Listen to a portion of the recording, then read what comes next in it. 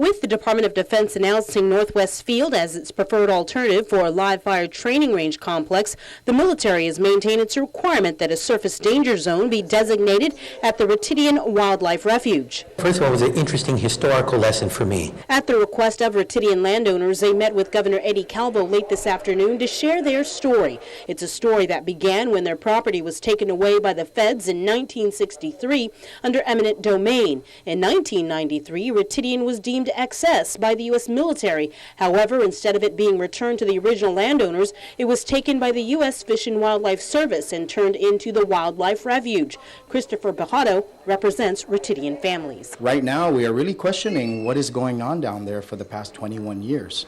What has the Fish and Wildlife been doing as part of their mission and their mandate since they took over in 1993 up to the current date? And so we want to know what is going on down there. We see that there's a big fence going on down there. They've been talking about rehabilitating the cocoa bird and then that, but in reality, it's been 21 years. What has happened in the last 21 years? It's 21 years later.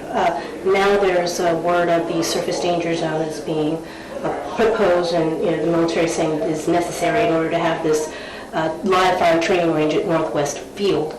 So where do you guys stand on that issue? What message did you give to the governor regarding? Well, that's the touchy part, because again, the proposal of the live fire dangers, the surface danger zone brings to light our issues with the Fish and Wildlife, because with the proposal of 4402 in creating that danger zone, again, brings to light our issues, number one, but it also gives us the fact that by DOD and DOI making an MOU regarding the proposed maintenance for the U.S. Fish and Wildlife Service and possibly Navy taking control of that area, brings to light that does the Fish and Wildlife really need to be there, and we should have a rightful claim before if the Fish and Wildlife is willing to relocate, take up and relocate and move to another property.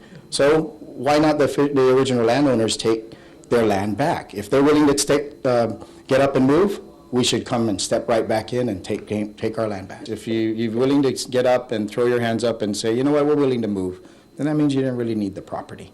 As a result of this afternoon's meeting, the governor says he and his team will work with Ritidian families in not just providing more information on the impact of a surface danger zone, but also in righting the wrong against these families. For many of them, they are patriotic Guamanians, patriotic Americans.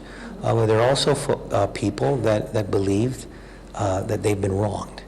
And so it's important for me to listen to them, and if there's a way to reconcile this military buildup, this realignment of forces into Guam, as well as deal with some of the issues they've brought up, that's what my objective is. How can we resolve these issues that they brought up?